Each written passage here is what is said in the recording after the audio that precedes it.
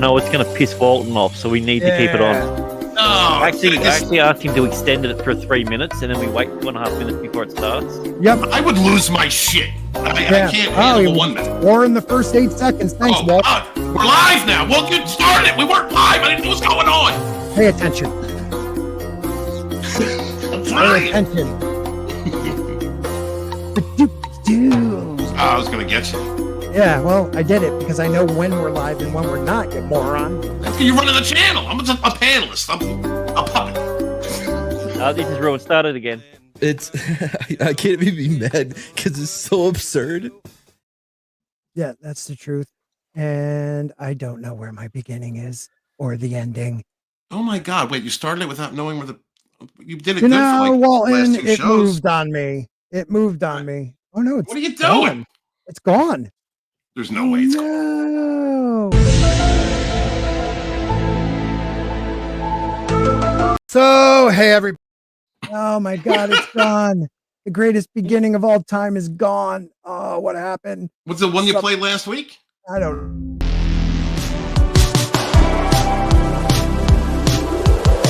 Aluminum Spork.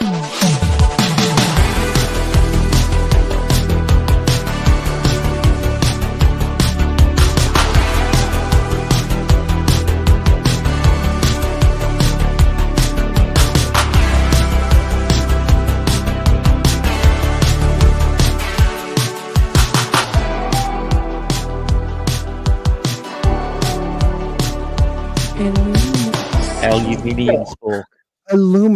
Aluminum. Hey, everybody, welcome. It's Saturday night. It took us a while, only 2 minutes, but we are live. We are live now. And it is Aluminum Spork. I am Sporking or Scott, whatever you want to call me. Just hit like and share this and be a subscriber, and that'll make me happy. If you're on YouTube, Rumble, where we will be exclusive for the second half of this show only. And X, we'll stay on X too because X is free. But on YouTube, people get nervous about what we're talking about. Like, I don't know, pseudoarcheology. Is it at its core racist? We're going to find out tonight. And there is somebody in the chat that really put what their feelings are all about. So we're going to maybe start off with that in a minute. But first, let me introduce everyone. We have Mr. Grant Gregory. How are you? Hello, I'm just here to make sure that you don't say anything too racist for the YouTube algorithm. That's true. That's true. Also YouTube. because you know, my country just passed the censorship bill, so it's the first step to making sure I've got to get used to telling on my neighbors. I hear it's very effective. Oh my God. Yeah. Soon enough, your daughter will be telling on you. Well, thank you for being here, you commie. And next up, we have the great Bad Takes Bojans. Actually, is that fascist? More fascist, right? Okay. Bad Takes, how are you? I'm doing really, really great, and I'm here just to stay sane. Good. Well, we're Scary glad you world are out there. here. It is a crazy world out there. And last but not least at the moment, until McLovin gets here, Mad Lovin, we have Walton, Dragonstorm. Hi. What's going on? Good, having a great time. How are you? It's good to see you again, sir. Good to see you too. How was your stream before this? A little rogue pretty action? Yeah, we had some fun. We laughed at progressives is really what we did most of the time. And it got into these serious topics and conversations, which I try to avoid. You know, I try to keep it, you know. Mm-hmm. Sorry, everybody. He is racist. I don't know why he's attacking progressives, but I guess that's just who he is. All right. Well, let's get back to it.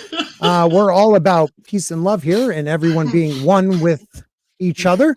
So thank you for being here. Oh, we lost somebody. Sorry, because of Walton. Who is here? We have the United News Front. United News really started this off with a bang. So we're going to go through what United said. We also have the great CJH Entertainment Plus. One of my boys, always supporting over on TikTok and stuff. So I appreciate that and supporting us here. Don't forget YouTube. We will be here for maybe an hour and then we're going exclusive Rumble. Nice. Aluminum Spork at some point will be just on Rumble because there, even no matter what side you come down on, it seems even if you go a little off the narrative, YouTube doesn't support you. So I'll just be talking A Song of Ice and Fire on here. And yeah, well, I'll be talking just A Song of Ice and Fire on here on YouTube for now on or something like that, because I'll go back to just talking about the stuff I used to talk about. But Rumble will be where it's at. Aluminum Spork, where we are coming up against some scary times right now. We might get into that later. Brian is here. What's up? Lost civilizations are real. Racist. We have forgotten more civilization. The views and opinions expressed by the panelists on Sporky News Podcast do not necessarily reflect those of the channel or its hosts. Viewer discretion is advised. Back to Brian. Lost civilizations are real. Racist. We have forgotten more civilizations than we know about or knew existed. Aryan. Michael Wolf, my friend from down under. Hey, Kiwi. How are you, my friend? Good to see you. Oi over on X. Thank you for being here, guys. Make sure you follow me over there on X and everybody on the panel. But yeah, so the 5 red flags you're dealing with racist pseudo-archeology scored way higher on YouTube than my other title. So that's why we went there. Now, is it clickbait? Maybe. But I feel like that in itself is a discussion. Why on YouTube, when I just put is pseudo-archeology at its core racist, it was at like out of 100, a 33% real searchable title, like something they would like want to push out there. And when I put 5 red flags, you're dealing with racist pseudo oh man, that's a tough one. Pseudo people. It was a 90 out of 100. Is there a narrative that YouTube? I don't know, Walton. Does YouTube need? You're giving them exactly what the video is about. You're showing, I think you're giving them a number, so they're like 5. Okay, so I know I can get through 5 things. If I don't like the first one, I can, it's just a way of conforming, which you should do more of. Yeah, conform people. Okay. What do you think, Walton? Actually, I thought Grant was going to go into another direction with that, but okay, going with titles, you're making a statement at or a confirmation. I think it really has to do with the title being more of a confirmation, a declaration, and that's why the R aspect was promoted, right? In my opinion. Yeah. Well, it'd be more like you might be a racist if right. Let's not make fun of Hollow Earth. That's one I do. Parrothead, there you are. Scott, between you and Walton, who's the top? Me. You mean, well, yeah, numbers you wise. need to get a step ladder to be the top, though, wouldn't you? When we're talking tall. Everybody's the same height laying down, bro. All right, first well, off. I mean, this is the thing that I heard, that you're so short that when you and Sporking do, you go up on him instead of going down. True. Phallic. Very phallic meats I had. Only with Diddy baby oil. The CGH Entertainment Plus War of the Worlds. You never know. And hobbits they were real. There was a small folk out of Australia. Hope Mad shows up thinking it's not an hour later because he's shot. Let's get into it. So I'm gonna back up, and now I am not attacking this person in the chat. I really want to read what he had, United News Front, because there is a lot going on with his, and I am not going against people that don't believe in a lost civilization, but I don't attack those people either. Now, the archaeologists and scientists that they went from trying to use the scientific method where everything that comes out, you try to prove it wrong. That's the scientific method. I agree with that, but it got more personal. It became attack the individual, attack their theory, and destroy them. And we've seen that through the last 100 years or so, mostly when scientific papers that are, oh God, I always forget the term when you publish it, scientific peer review.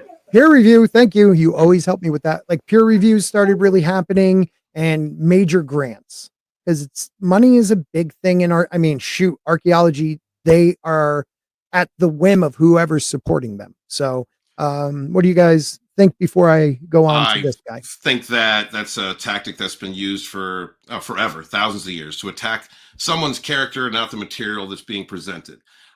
Is a way to shame them, isolate them, and to make like it creates a narrative without even confronting whatever material is being presented. It's just like Mhm. it's just vilifying them, so no one will look at what they're presenting.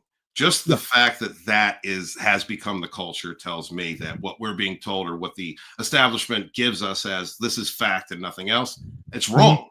If you Right. have to defend established canon of anything, a fact or anything, with destroying someone's credibility, then that I think that says everything about Mhm. the situation.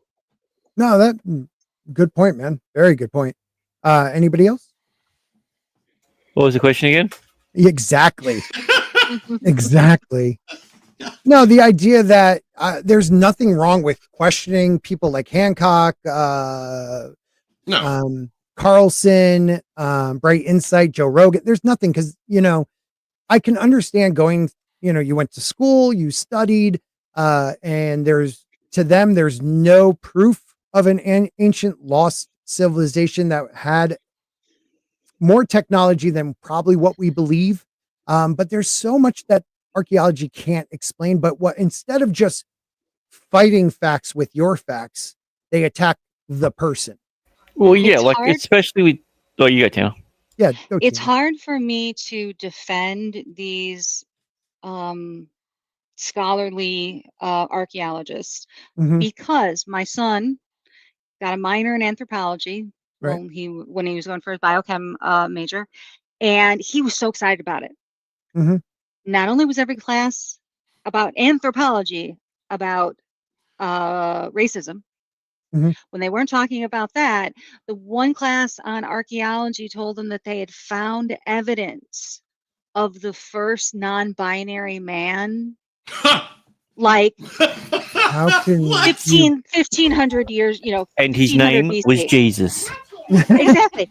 And the best part is they explained this away because the man was buried with jewelry. He was wearing Uh-huh. a clothing that looked like a dress, i.e. a tunic that they Yeah, wore in tunic, dashiki. Hey, so like, come on. exactly. So I'm figuring they are teaching, and kids are paying.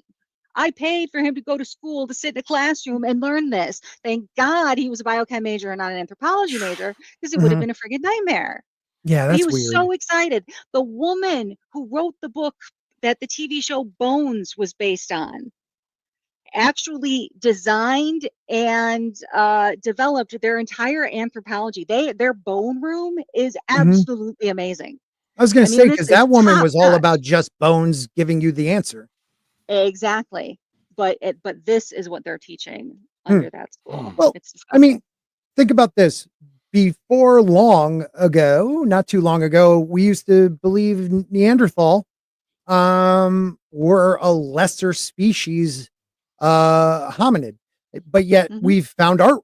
We found cave What, paintings from like the them. Dutch, or Yeah, kind of like those Dutch gypsies.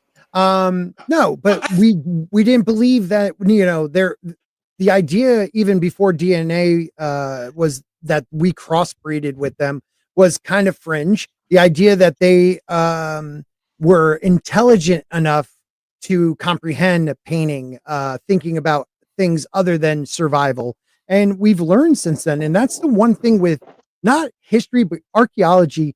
You really are you are a scientist, yes, but you also look at things and then you make up a story of what you believe these people did. And to Yeah. me, like, what is the difference between that and Graham Hancock? Oh yeah.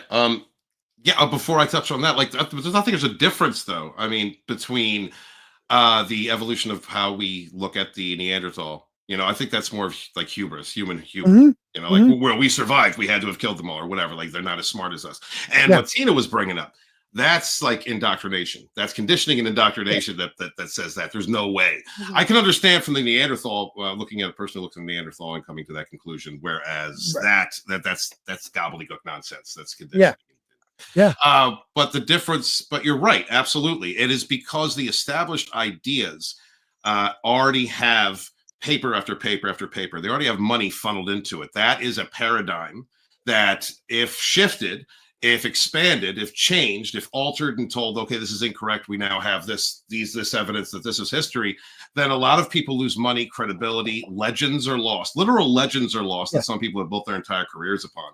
It has to do with a static institution that is more concerned with legacies than it is with the truth. It is with the exploration of what is or what may be. But they're the arbiters of what is the truth or not. If they're the ones that hold all the things, so to them they're just protecting what's real. Yeah, even and technology. Well, I'm sorry. Like my biggest problem that I have with all this sort of stuff is we have places like Göbekli Tepe that are ready to be one excavated or lidar and everything, and the people who dedicated their entire life to this one field of archaeology go, let's just let someone else do it later. Yeah, and it's not even the archaeologists that does down. go deeper. You know, the Turkish government got involved. They realized also the company that got the excavation rights and well that was in last week or the week before. Check out that one. But they realize there's more money in not excavating right now and allowing tourism to grow. I mean, they planted over the oldest monolith. I'm not saying they did. I think it might have been the owner, but they planted olive trees over the unexcavated part where there is a law you can't cut down an olive tree in Turkey without certain permits. The idea that you could do that to something and say, we're not going to excavate thoroughly for another 150 years. We found something that proves that at the moment, hunter-gatherers got together, which no one thought they could, and built something massive when we were told that they had no time to do that, 12,800 years ago or so to 11,600 in that time frame. The idea that they couldn't commit because of hunting, gathering, living nomadic. This area of Turkey has proven that wrong. I mean, we're finding underground civilizations that they're trying to say the Christians, dug up because they found a cross. Like, I feel like, yes, they do find biomaterial, in between rocks and stuff. So that's how they date it. But we have to also look at what's around it, how it could connect. Why are these underground caverns able to hold 20,000 people and then have links to other underground caverns? Why did they bury it? Because people are now trying to say, oh no, it was natural. No, they buried it. The dirt doesn't lie. It was definitely buried to protect it for something. Really? Something was, oh yeah. I didn't know it was buried. Naturally buried. Yeah. No, the people buried it to protect it. Wow. Now they must have known something was coming, but they buried it. Yeah. Do you think that's all about academics, or do you think like religion has a play in that? Yeah, there's religion. The for the narrative. longest time, those were the two sides of the same coin. Yeah. True that.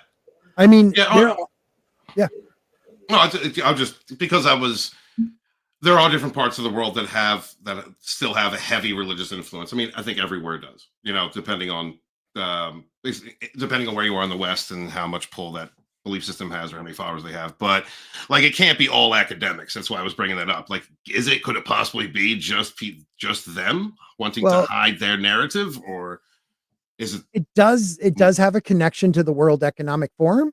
The company that got the excavation rights, the CEO, I mean, he is connected with them high up. Controlling the narrative, controlling the message, controlling the history.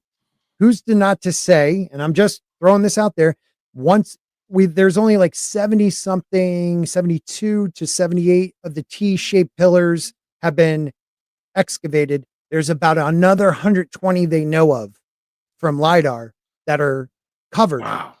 And they tell a story, but some people believe that when you get to the bottom, it was said after Noah survived the flood, he started a church he started a place of prayer Mm. to the gods, which we know that this is all celestial. There's a lot of support through archaeology saying it's a celestial place. And some say they're not going to, I'm just saying what people have said. They're not going to dig it up because they do not want to either prove or disprove it is, biblical.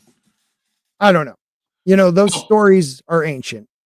yeah, But- I mean, you look at that biblical flood story. I mean, that's another iteration of stories from before it. We know the floods happened. So 114 different cultures have that story Right. in the past. and if it's Yeah. that old, it could be tied to pre-Younger Dryas civilizations, right? Yeah. Yeah. So, I mean, I feel that it's arrogant of us to say there wasn't larger civilizations in times past. The earth looked a lot different during the last ice age. There was more land than water, or there was more land then. I mean, it's when the melting started, it raised the water like 100 feet to 200 feet on the coast. I mean, Must have been all those decimating, fossil fuels back then. decimating it. I used to have pictures of it, but we could look that up. There's maps of, pre-Younger Dryas and then after, and the Florida was this massive peninsula. Cuba was, and those ABC islands were pretty much one.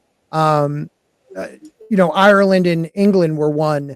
There was a massive continental shelf to the where Norway is. Down in India, there was a complete from the peninsula in where Gundam I can never say that right. Can you say it for me down there? My mate? Gundam Penang. Gundam. What is the name of that pyramid down near Gundam? Yes, it is Gundam Penang. Did I say I'm it not sure right? if we got the first word right. I think we got the second one. I don't know why Penang. you corrected yourself. Because I never get it right. I know that was that's why we didn't correct you. That was a massive peninsula with only 90 miles or It's pronounced kilometers. peninsula. Huh? Peninsula. Oh, shut up. There was like a 90-kilometer distance to Australia, making it easier for people to reach Australia 1,000 years ago. But we've been around for 250,000 years to 300. I believe they pushed it back to 250. And I feel like it's very arrogant of us to not think in the first 30,000 years, mankind was able to start coming into groups, realizing building walls or fences protected them. Oh, we can take the cattle. Yeah. We can, the idea that this is new. Oh, let's build a giant, monolithic structure while we're at it. Right. While we're at it. And there is science in the idea that seeds that have become cultivated by man, if for a period of time, you could tell the difference between a wild seed and a cultivated one.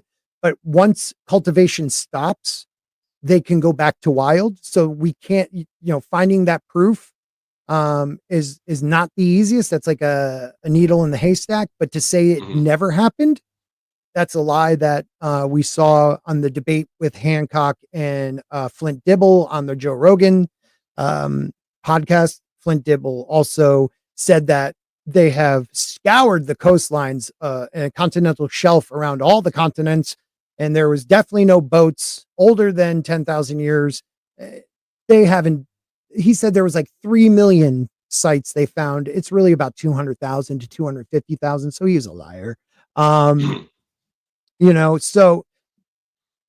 I just want to be open to the idea that this could have happened because there is so much that is out there that connects different civilizations on different continents. Yes, pyramid shape is probably something you would go to primitively. It is a sturdy idea, but that's not it. I mean, the artwork, some of the languages, DNA. I mean, we used to say there was you had to go across the Bering Strait to come down to North America. Right. No one was there before that. Well, they're finding, Pacific Rim area down near Australia, people's DNA in South America, ancient DNA. Wow. So how did that get there if they didn't cross the bridge? It's older than the whole, migration theory. So there is a lot. It's science. It's history. We have to be open to finding new things, but it seems like archaeology is not. That's what problem. But I'm going to read the United News front. We're just going to read the thread because he probably thought I wouldn't. Hancock contributes to a broader distrust in experts and institutions, similar to trends seen in conspiracy theories about climate change or vaccines. Okay, we're going there. It fosters skepticism towards evidence-based science in favor of sensationalized interpretations and misinformation. His claims, without rigorous scrutiny, unverified claims can gain undue credibility, particularly when presented in an authoritative tone, which he has none. This can lead to a distorted understanding of ancient culture and history, erasing indigenous perspective. This is the racism part. I'm glad he said it. Erasing indigenous perspectives in favor of speculative narrative that why he and his followers are racist. That's why. Pseudoarcheology refers to interpretations of past that are speculative, sensationalized, and unsupported by evidence. This narrative plays into broader conspiratorial frameworks, which can have real-world consequences when mistrust of experts extends into other fields like medicine or public policy. Well, they did that themselves. We'll get back to that. That is ridiculous to even put out there. Like, we should be trusting people. Wait, but man. You won't address any of this. I'm right and you're wrong, and you won't address any. Look, there was 2 points in all of that. Oh, there's more, brother. There's more. There's more. Okay. Hancock is dangerous. Yeah, Hancock is dangerous not because he directly harms people, but because he undermines trust in science, expertise, and rational inquiry. His work, while entertaining, and he's right, can mislead people into misunderstanding the nature of archaeology and the scientific process, promoting skepticism and legitimate research in favor of more captivating but unsupported theories. Now, real quick, there's a reason he is hitting a certain portion, in a very large portion of the world. And it wasn't him who put the misunderstanding and the mistrust into the experts. They did that themselves. Based on what the guy's saying, he must hate whistleblowers then, because that's exactly what they do. Right. That right there, which has real world consequences when mistrust of experts extends into other fields like medicine or public policy. Did we not learn through the whole 2020 vid thing? They wanted to force you to take an experimental drug. Both Trump fast line that, and Biden pushed it. So don't get me wrong. Trump said, take it if you want to, don't if you want. People try to push that on him, but it was Biden that was making companies over 100 people, forcing them. And if not, you were fired. That is not American. That is not free. That's not bodily autonomy. And they were trying to tell us at first, if you took the shot, you couldn't get it and you couldn't give it to anybody. That was a lie. No one ever said that. That's you're right. Masks protect you. That was a lie. They still do, especially in the car by itself. Right. Oh, especially the masks that we were using. Yes, not the. I came to the office during the mask. If you leave your cubicle, you have to wear your mask. Just to walk to the bathroom in the back. Right. I needed to get just a normal blood draw. We have a medical facility in the building. I called over, and you had to make your appointment online because you can't just walk up to a room anymore. Scary. We're all going to kill each other. And she says, "Oh, I'm sorry, I can't see you. You're not wearing an appropriate mask." And I'm like, "I'm wearing the cloth mask they literally handed us with the logo of the company I work for on there." Right. And they were like, "Oh," and she's like, "Oh gosh, those don't do a thing. If it's not an N95 mask, I'm not letting you in my room. You can go get those from the receptionist at the front desk." they came up with the idea of the cloth masks and those like surgical, like loose fitting masks for the simple fact that the supply chain wasn't allowing them to get enough of the N95s. So they Right. came up with that idea. Now, the truth of the matter is they do not stop particles. Okay. Mhm. Small spitlet particles are still going to travel in the air. The idea that they protect anyone from that, but the harm was that lockstep, a certain party lockstep with them, a certain portion of legacy media lockstep with them, and they turned half the population into the enemy. So Yes. excuse us for mistrusting the experts. Gain of function, I never did it. Bullshit. Okay, so that part, I respect what you're saying, and I understand some of it. I do not respect the idea that the narrative is taking away from indigenous people. That is not what Yes. Hancock said. He's not saying a group of white Europeans Yeah. survived and they came, because most likely the people that survived were like North Africa, like the idea of And- these. Yeah, go ahead, please. Because I thought it was, I actually thought it was well written, and this is why you have to watch out for narratives, guys. That it is well written, absolutely. What the statements that are being made, but as soon as you come across narrative, and that's narrative right there, that is conditioning. That is okay. So everything this is a well packaged pile of shit, is what it is. And it discredits, for me personally, it really takes away from any. If you are, if there's this person, thank you for writing all this, is trying to make certain points in as far as standing up for credibility and such, succumbing to narratives like that, conditioning like that, just it really removes your credibility from people who have seen that that type of thinking, trying to push racism, the anti-racist, but we're actually racist and pushing racism.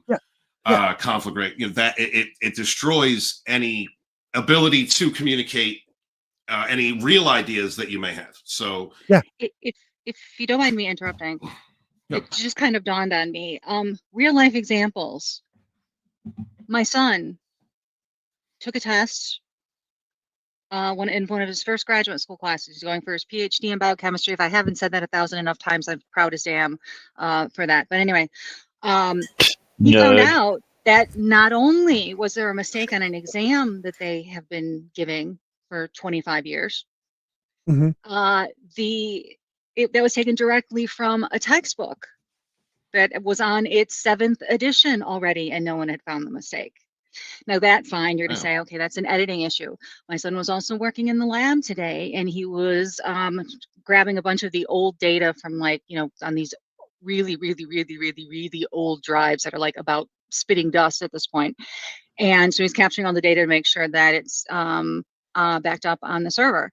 Long story short is he found out that a analysis that was performed 15 years ago that the university as well as other pharmaceutical companies have been quoting as fact since day one. Well, guess what? Somebody pushed the wrong button when they calculated the statistics. And although it was in a peer-reviewed study, well, nobody reviewed the actual raw data.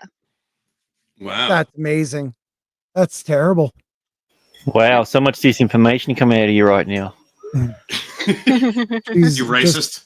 Just watch out for her. She doesn't know what she's talking about. The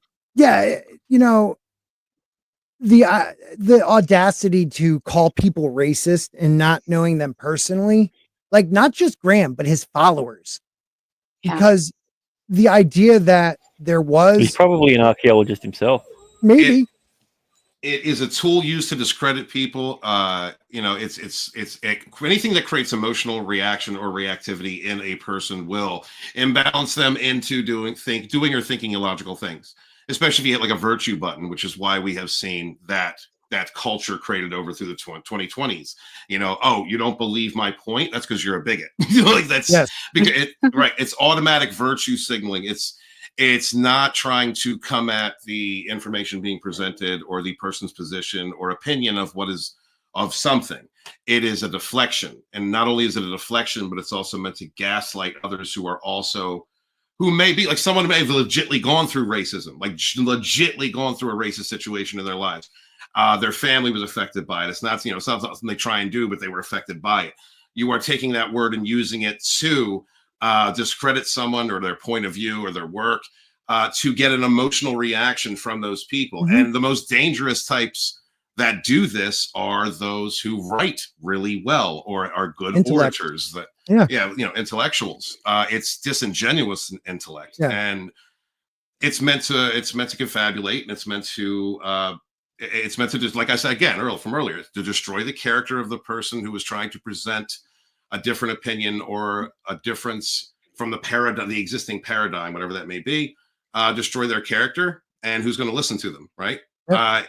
I think that the more, I think that the more someone is hitting home to truth, especially when it comes to habitual liars and those that want to protect their lies, is when they have to go to that point of trying to assassinate your character. That means you're getting closer to revealing the lies themselves that you're initially asking questions on, or uncovering unknowingly while you were searching for an actual truth to a situation. And I think it's happening to him. They're trying to connect this idea that, in the 1800s, there was a book about Atlantis that pushed kind of an Aryan ideal of Atlantis. And because it has been quoted because of some of the descriptions of Atlantis, they try to connect that with Hancock and anybody who wants to be open to that idea. Let's create this association. Right. The one or two, writers. Well, now everyone there is racist. It's not like white folk came to the Mayans and, and enslaved them. That was the Spanish. And then made them build, these pyramids. White adjacent. Yeah, remember Spain and Italy, Greece, they're all white adjacent. Yeah. So, Don't forget our brothers in India. All right. Now, going back to Göbekli Tepe, Alpha Kenny 1 puts this perfectly. German Archaeological Institute, DAI, in collaboration with the Sanhöfe Museum, the late German archaeologist Klaus Schmidt led the excavation from 1995 until he passed away in 2014. Since then, the Institute, the DAI, has had no direct connection between the excavation activities at Göbekli Tepe or the WEF. They pretty much were kind of pushed out. And since 2014, they have excavated less than 5%, like more. Their plan is not to excavate, not to give us the answers to what these pillars are trying to tell us. I mean, the pillars have. It was a small error in communication. They thought they were hiring an excavation team, but they hired a procrastination team. So it's going to be later. Right. Spencer says there are probably a bunch of cave dwelling civilizations we haven't even come across yet. They're still finding in the jungles like these hunter gatherers that have had no contact. The idea that we know the answer to our history, even though in the last 30 years that has changed, is such an arrogant idea. I mean, it blows my mind. We also have to take into consideration the fact that we know more about the surface of Mars than we do about the depths of our seas. Mm-hmm. What type of archaeological or anthropological, I can't see tonight, evidence would there possibly be under areas of the earth that we've never investigated, but we're going to turn around and say, no, you can't question the science? That's the entire purpose. That's how you do the science, as my son would say. It's all about questioning, right? Mm-hmm. It's all about questioning. I don't know where. I wish I had the picture my buddy sent me for this one, dragons and dinosaurs. So they go back to ancient China, showing like this feathered serpent, and then they go through the next, couple, skip a couple hundred years, and you get to what dinosaurs they thought they looked like. And now today they're these feathered dragon looking, beings. It's just kind of funny that, Starting to sound like Joe Rogan there. well, you know what? Rogan is right. I only listen to them, whatever they tell me, but the idea that, yeah, exactly. But the idea to not think people thought, okay, these bones have feathers and they look like a freaking monster. Let's make it. We'll paint these serpents that fly with scales, and the idea that we went so far away from that and then found out, oh shit, they do have feathers because they, when after the asteroid turned into our birds, the idea that why someone wouldn't have thought they were dragons when they found remains that had feathers. It's an arrogance. You people that are there now that think you know better than the people of the past, you're ageists. Maybe not racist, but you're ageist. Dildos. It's aggravating. Yeah, go on. I mean, you should always be able to introduce new evidence or new, or proposed things without character assassinations.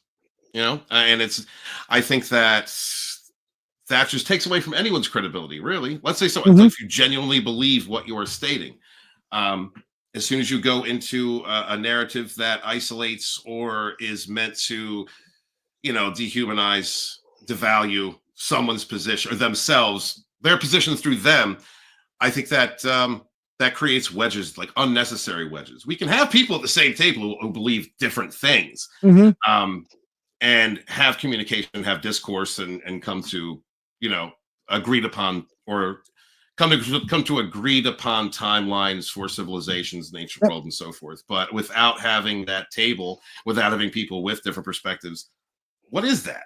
It's static. It's more law than it is discussion or a search for truth. Right.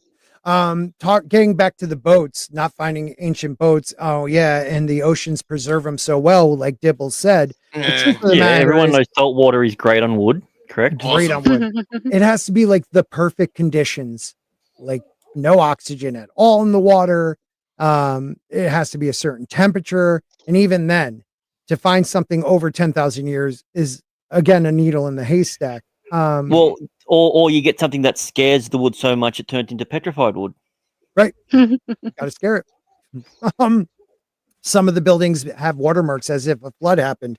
Now, the casing stones that many have been removed from the Great Pyramids, they had salt watermarks on them. There's reports of that from archaeologists dating back a very long time ago. The idea then, it was either so ancient that area was water, like an ocean, and they built it somehow before or during that, or at some point a massive flood happened where it sat on these pyramids for a little while until it receded, leaving salt. If there was a massive flood, there would be stories about it from at least a few civilizations. Yeah, not like 114 civilizations so far.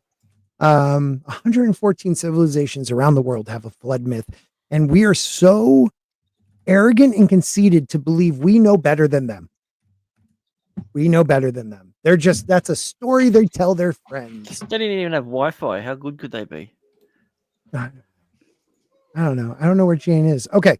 The United News Front says Hancock repeats claims that Main Street archaeologists is suppressing evidence of a lost advanced civilization contribute to a broader culture of skepticism towards expert and academic institutions. Now, I don't know. Said that in a different way.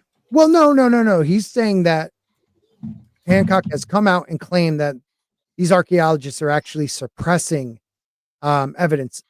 I'll have to find that quote, because if he is saying that, then that's wrong. Unless you have proof to say a certain archaeologist is suppressing evidence, that's messed up. But the idea that we're not excavating something for 150 years that is the oldest monolith we have found so far on this planet, I know, that it feeds It's to a heartbreaking. conspiracy. It feeds to a conspiracy of why not. And one of the things is, oh, they want technology to advance. We have the technology to excavate it without damaging it. We all know that. So what's the real reason is they're making a shit ton of money at Göbekli Tepe because of tourism. Mhm. I hope that's the only reason. But I haven't heard. If someone could try to, one of the people on the panel or in the chat, search for that quote and let me know if it's there, because I'll disagree with that. This erosion of trust can have ripple effects beyond archaeology. Well, that wasn't our fault. We were lied to. Okay. I don't doubt archaeology is trying to find history. I wanted to be an archaeologist.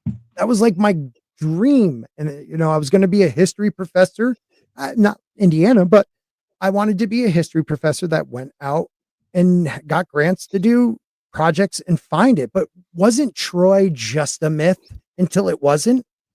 And Yeah. archaeology found that.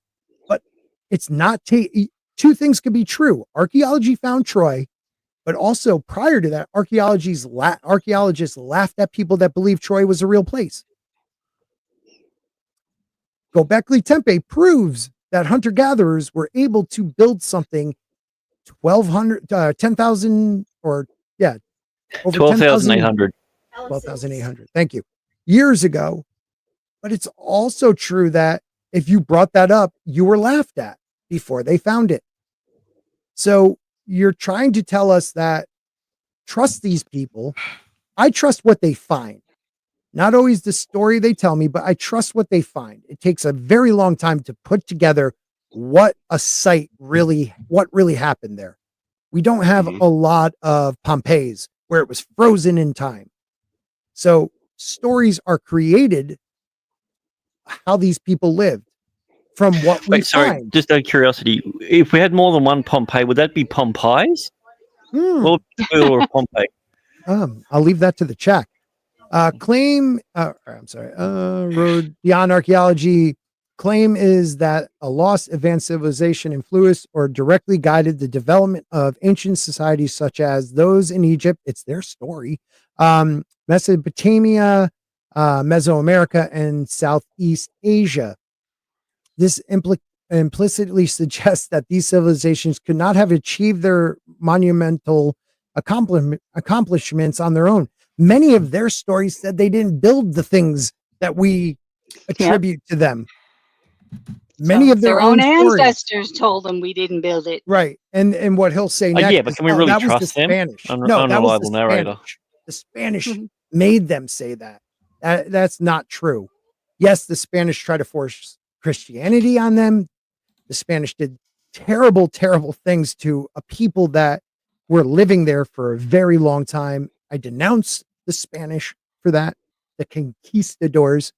And yes, they tried to change some of their stories, but these are stories that these people have that aren't built into the Christianity philosophy. You think there was monks telling them stories like, oh, no.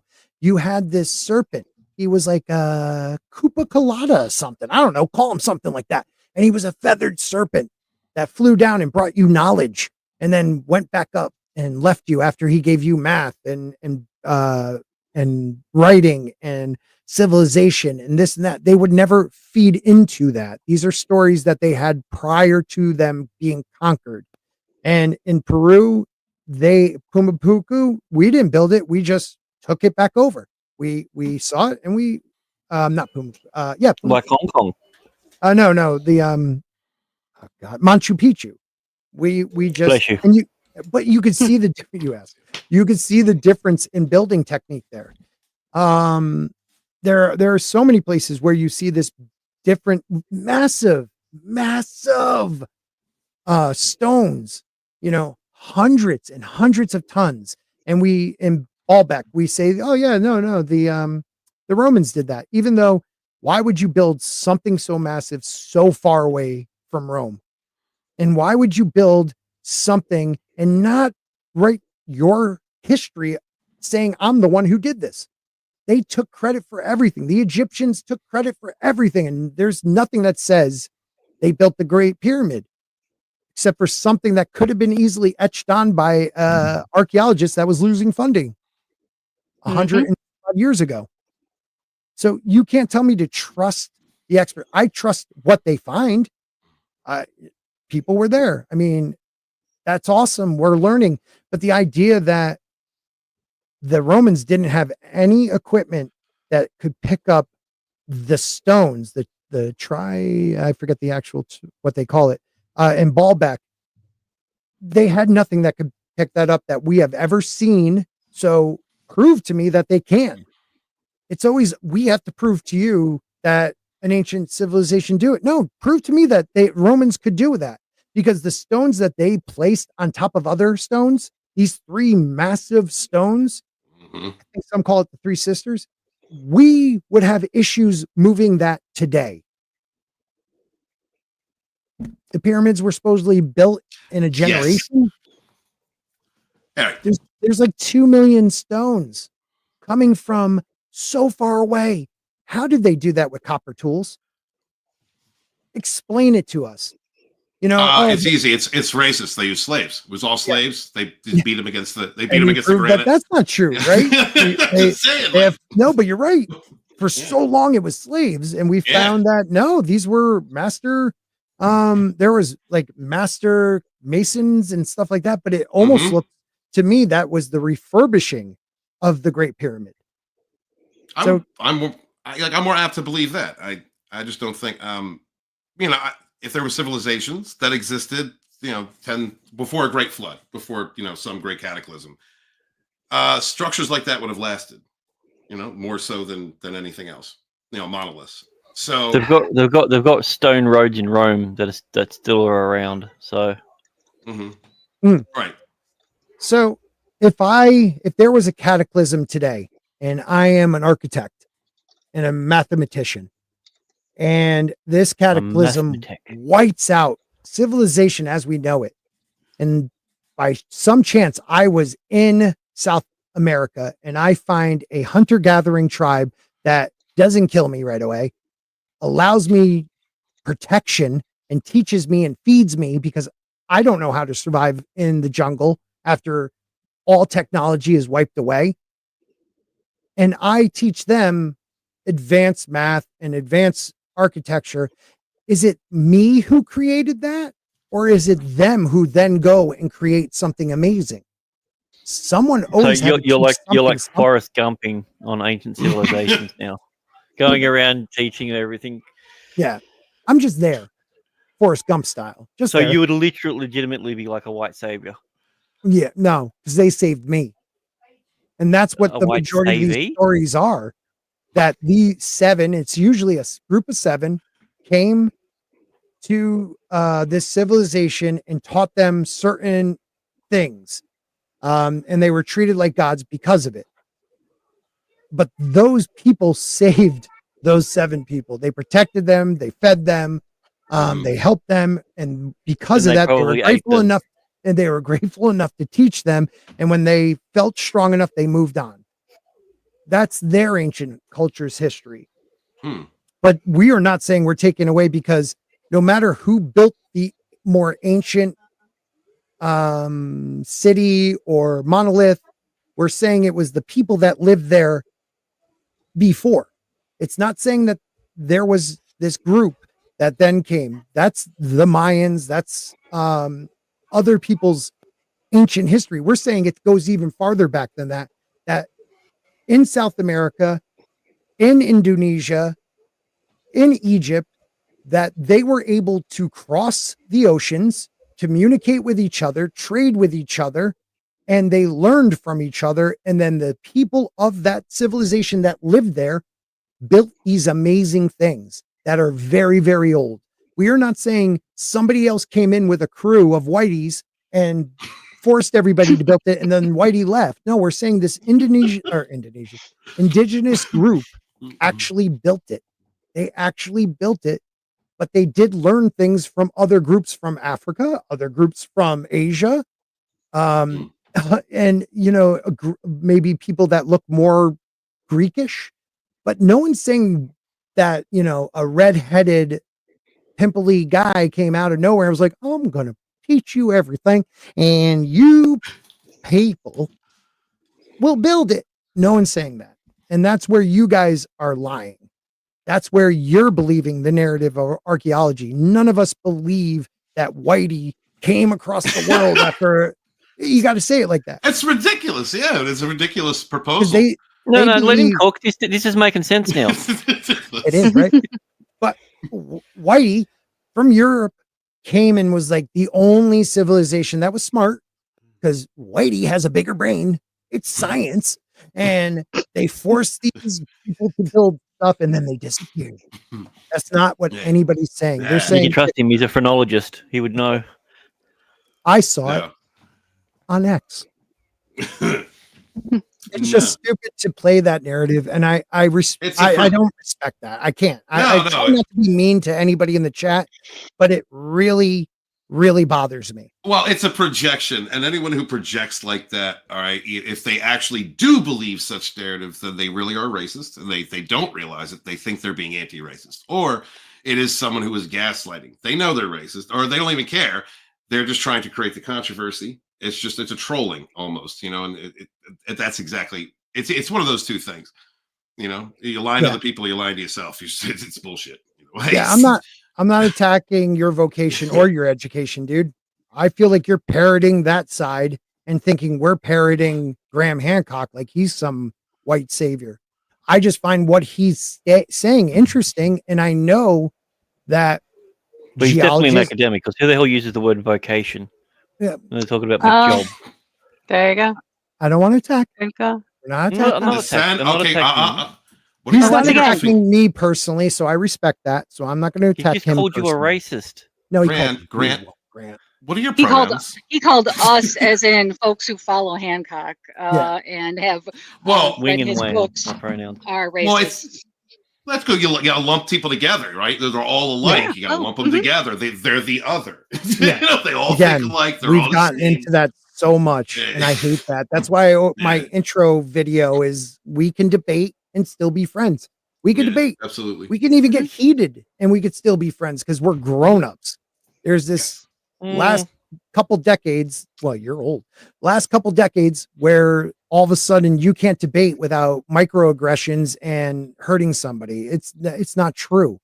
Well, it's an immature behavior that's pushed by a society that understands emotional pressure and how it destabilizes the logical brain, and that's why we get gaslit and media misinformation, and people use triggers, try and use emotional triggers in order to destabilize their opponent, so they can just more easily discredit them or what information they are supporting or proposing. That is, it's so basic. Narcissism. It's so basic. It's not, get your head out of your ass. That's all. Yeah. All right. Just stop attacking him, because he's believing a narrative that people like Flint Dibble and other archaeologists have been implying. Oh, I never said he's a racist. I'm just saying that thought process is racist. No, we're just saying that if you follow something like this, that makes you a racist. You associate what I said with Graham Hancock. I didn't even mention his name. Right. That's true. He started it with Graham Hancock. Mr. Big Wig Majig AG Lig Vietnam Ham Jam Fig Stig. Why the clickbait title? Because YouTube hated the actual title. So if you want to go over to Rumble and see that title, that's the real title of this, but YouTube hated it. I don't know. But I just, the idea that this is what we're fixated on. He keeps bringing up the racism part. Like, we're not taking anything from the people that were there because they're part of that civilization prior. Like, it was already built. So the indigenous people there already built it. And then after the cataclysm, the indigenous people there went and saw these and said, this is a great place. I'm going to live here too. And then you see a different style of build on top of what was already built. If no one had the audio on with what you were doing, then it looked like you were rapping with the way you're throwing your hands up. You have a point, one man. They found Troy using the exact location from the story. Yeah. Yeah. Yeah. I mean, Indiana Spork. Thank you, buddy. Yeah, but find the horse, so That's good. therefore it mustn't be real. Yeah, we're aliens. That's the truth. Racist aliens. How come they want to cover up sites and not let us into the Vatican vault to see what's inside? Yeah, that's a different story and a different topic altogether. That Yeah. a That's a lot of knowledge is what power. I think right. it's a knowledge is power thing. Well, why get rid of the why burn the Library of Alexandria? Because knowledge is power, and a lot of Well, stuff no, there ended up sometimes in Rome. You got to test hypothesis. The hypothesis was maybe these books won't burn, so they tried it. Mhm. Apparently, the Germans did that as well. I remember when we were in high school and we taking European history, learned all about the Library of Alexandria, and obviously it was a Catholic high school, so we learned a whole lot about the Vatican. And our history teacher did a great job of one day over lunch saying, "Let's all try to guess what's the biggest hidden secret in the Vatican." Of anything that possibly would have happened throughout history. What do they have that is, a lot of people are talking, oh, the Nostradamus like predictions of the future, the different things that, the Virgin Mary may be left with the different people she supposedly visited, and all the saints and all that. Blah. And honestly, there were a couple of us that took it really, really simple. Historical proof that Jesus was not Christ. Right. There is, or he was a man, and while he was a man, he had needs. Exactly. There are things like that. Jesus was just a man, right? I mean, many of the stories that they found in the oh god, that cave. You can do it. Good. My brain's not working today. I'm sorry. It's never working anymore. Too many kids. No, the Dead Sea Scrolls. Scrolls. Okay, yeah, you found different versions of Jesus's story. You found ancient scrolls that talked about Enoch. These were things that were left out of the Bible for reasons, because one made Jesus too mystical, one made him too much like a man. They wanted a comprehensive story. And to me, I want all the information so I can make the decision for myself. Because we know that he was a man. There's Roman historians that talk about, Jesus of Nazareth and his crucifixion. What I wasn't there, so I don't know the truth of it. I mean, there's Roman census records of a Joseph who had a wife Mary, and their son's name was Joshua, which is how Jesus would have been called as a child. Yeah. Yeah, I mean, it's funny. It's just funny to me. Without, I mean, people that are religious, they're like stingently religious, don't want that information out. That book means something different than someone who just wants to look at it from an academic standpoint or just from a historical standpoint. For me, I would love all that information. I'd want it all. I'd want to see the different perspectives from that time. Who knows what kind of truth could be garnered from that? Yeah, exactly. Yeah. The idea that, he said at one point, do you believe archaeologists or Graham Hancock believes they're suppressing history?